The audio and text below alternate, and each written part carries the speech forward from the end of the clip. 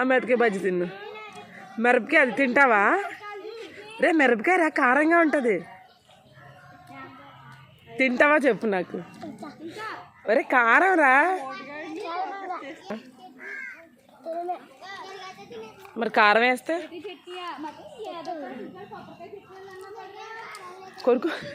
ఒరే కారం రా.